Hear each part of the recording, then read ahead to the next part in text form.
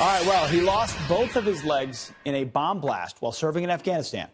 Now retired U.S. Marine Johnny Joey Jones is turned away after 5 hours from his local VA without receiving treatment. Jones took his frustration to Twitter, writing this. He said, "Dear @Department of Veterans Affairs, what am I supposed to do? How do I get the treatment I need/deserve if following your direction gets me a 5-hour wait, smart comments, and turned away?" Retired U.S. Marine Corps bomb technician Johnny Joey Jones joins me now. Thank you very much for joining us this morning. Appreciate it. So you stepped on an IED on August 6th of 2010 in Afghanistan for our country. Ever since then, you've been managing those wounds as a great American. Then you turn to the VA and you say, "Hey, I just want the basic treatment you promised me I would get."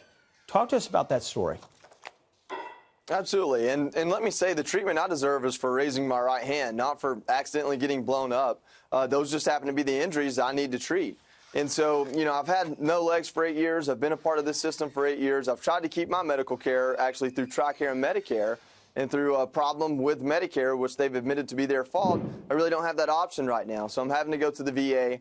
I get a monthly pain medication prescription. It's an opioid. It's a very moderate amount. I've seen firsthand through losing my own best friend to suicide what those opioids can do. I'm looking for other alternate pain treatment. We're going down that path finally.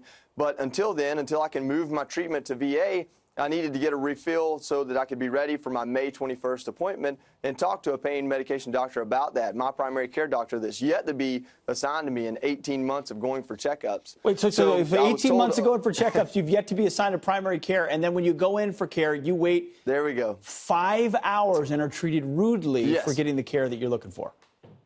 I was told to keep my pain medication until my May 21st appointment. This was back in February. I was told I needed to go into an emergency room, present a current prescription I'm getting from a civilian doctor, and tell them I need refills, and they would refill it month by month. I've since learned you don't go to an emergency room for that, which it made sense to me, but that's what I was told 3 different times on the phone, and that they wouldn't refill it for that long of a time. And just one thing after another, honestly. It's been a disinformation campaign, and that's been the biggest problem. The 5-hour wait, I can deal with that. But I showed 4 people at the VA my prescription and what I was there for, 2 nurses, 2 doctors.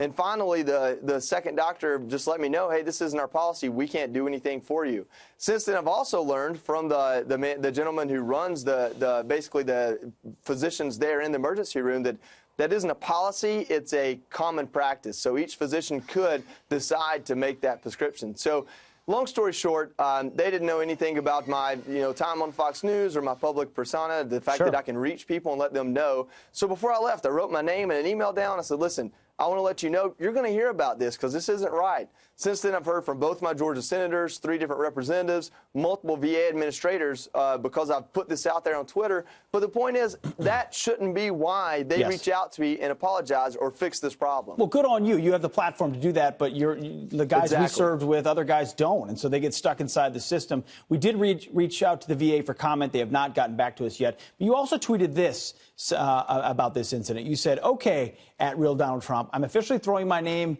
in that hat for mid-level management at the VA Office of Disability Assistant." I think you should shoot higher than that, personally.